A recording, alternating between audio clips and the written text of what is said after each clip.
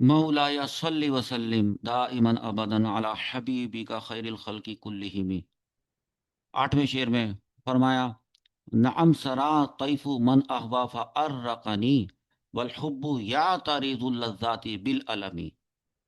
فرماتے ہیں کہ نعم، ہاں، سرا رات کو گزرا تھا، طیف خیال، من اس کا، احوا جس سے میں عشق کرتا ہوں اس کا، فارقنی تو اس خیال نے مجھے جگائے رکھا،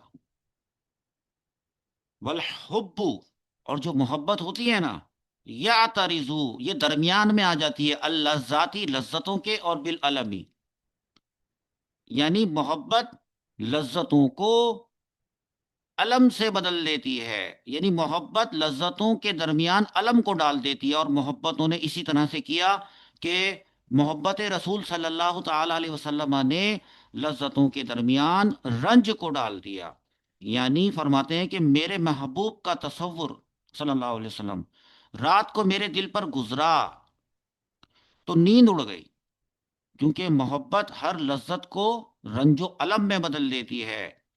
دیکھیں بھائی، ابھی تک تو شاعر محترم اپنے عشق رسول صلی اللہ تعالی علیہ وسلم کو اپنے دل میں دبائے رکھنے کی کوشش کر رہے تھے، بار بار بار بار محبت چھپانے کے بعد اور عشق کا انکار کرنے کے بعد بالآخر عاشق نے اپنی محبت کا اقرار کر ہی لیا اس شعر میں، نعم، کہ ہاں، میرے محبوب کا خیال رات کے سناٹے میں میرے دل پر گزرا، اور اس کے خیال نے مجھے سونے نہ دیا،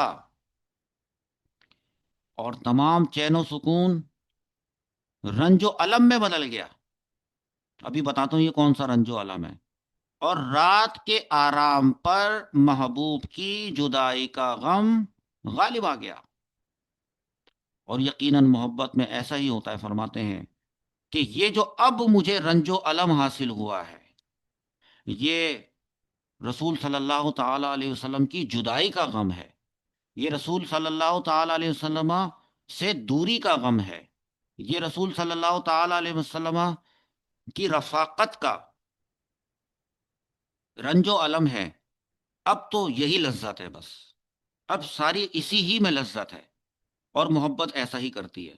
اب یہاں پر ایک لفظ آیا تھا، سرا، خیال گزرا، تو ایک آیا تھا ارقنی، فرقنی ہے نا، میں ارقنی جگائے رکھا، یا ترزو تو رکاوٹ ڈالتی ہے، اس طرح سے میں آپ کو اس کی صرفی تحقیق بتاتا ہوں۔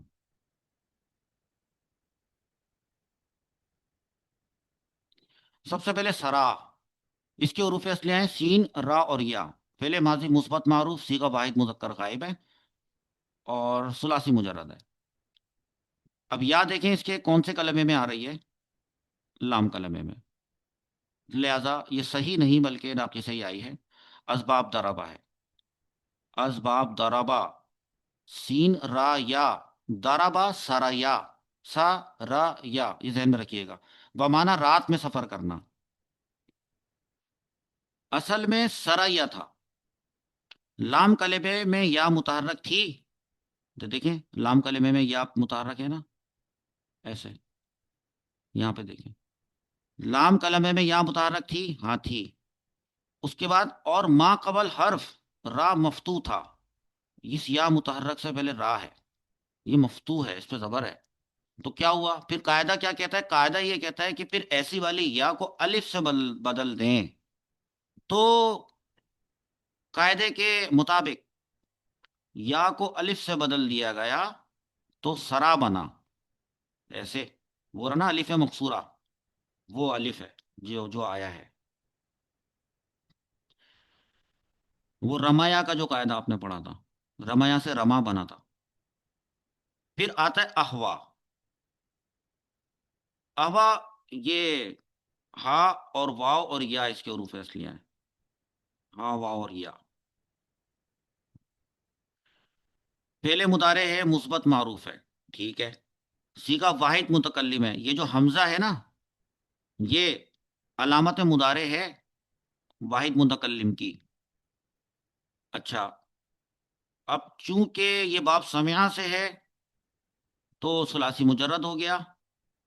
اچھا، ہفت اقسام کے اعتبار سے یہ کیا ہے، ذرا اس کو بھی دیکھ لیتے ہیں. دیکھیں اس کے اندر جو حروف اصلیہ ہیں وہ کہاں کہاں پر حرف علت آ رہا ہے. ایک تو یہاں پہ آ رہا ہے حرف علت واو. جب یہ کون سا کلمہ ہے؟ عین کلمہ ہے. درمیان والے کلمے کو کہتے ہیں عین کلمہ. عین کلمے میں اگر واو آ جائے اس کو کہتے ہیں اجوف. اجوف واوی. اچھا صحیح ہے، یہ اجوف واوی ہے.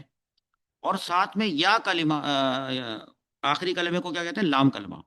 لام کلمے میں جب یا آ جائے تو اس کو کہتے ہیں ناقص، یعنی ناقص یائی. اجوف واوی بھی ہے یہ، اور ناقص یائی بھی ہے، تو اس کو یہاں پہ لکھیں.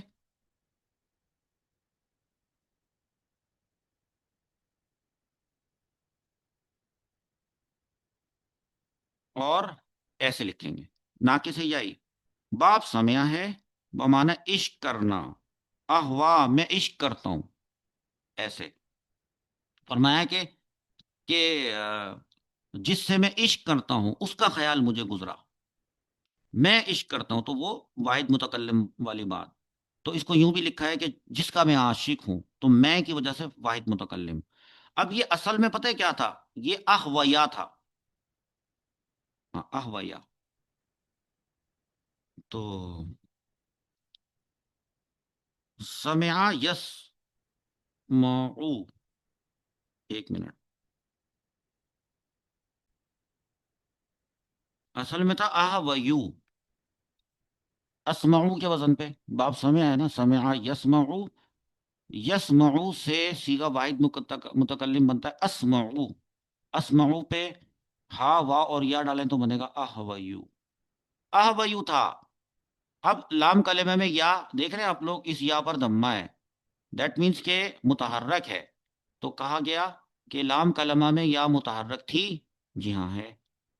اور ما قبل حرف وہ ہے واو، اور وہ ہے مفتوح.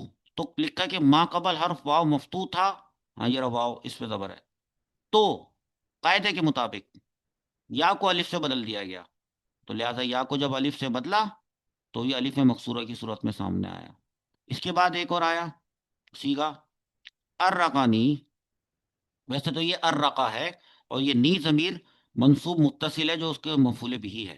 مجھے، مجھے جگائے رکھا، مجھے بیدار کر دیا. ایسے مجھے نی کا مطلب ہے. تو ہم الرقا کی بات کر رہے ہیں. اس کے حروف اصلیہ حمزہ، را اور قاف. حمزہ دیکھ لیں آ رہا ہے اس کے فا کلمے میں، تو یہ محموز الفا ہوگا. فعل ماضی ہے، مثبت معروف ہے. صیغہ واحد مذکر غائب ہے تو ثلاثی مزید فی ہی ہے، کیونکہ ثلاثی مزید فی ہی ہے کیونکہ اسباب تفعیل ہے. یہ غلط لکھا ہے، صحیح اس کو ٹھیک کرتے ہیں ابھی. کیونکہ یہ تفعیل ہے.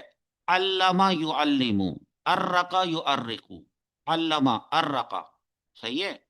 علمنی ارقنی، یہ باب تفعیل ہے. آگے بمانا بیدار رکھنا، اور نی ضمیر جو آگے آ رہی ہے وہ منصوب متصل ہے، اس کا مفعول بھی ہے. ایک بات، اب ہم اس کو کیا لکھیں گے؟ صحیح تو نہیں ہے نا یہ. حمزہ آ رہا ہے یہاں پہ کون سے کلمے میں؟ پہلے کلمے میں. پہلا مطلب فا کلمہ. تو جب فا کلمے میں حمزہ آ جائے تو اس کو کہتے ہیں ماموز الفا. اس کے بعد آتا ہے یا تاریزو. اس میں تو کچھ نہیں ہے نا ایسا. تو یہ تو صحیح ہے. حروف اصلیہ عین، را اور ضاد لکھ دیا. فعل مضارع ہے، مثبت معروف ہے. صیغہ کون سا ہے؟ واحد مذکر غائب ہے نا. اعترض یعترض، افتعل یفتعل، اجتنب یجتنب. ایسے ہے تو ثلاثی مزید فی ہی. صحیح ہے. اسباب افتعال بمانا درمیان میں آنا، رکاوٹ ڈالنا. اب چلتے ہیں اگلے شعر کی طرف.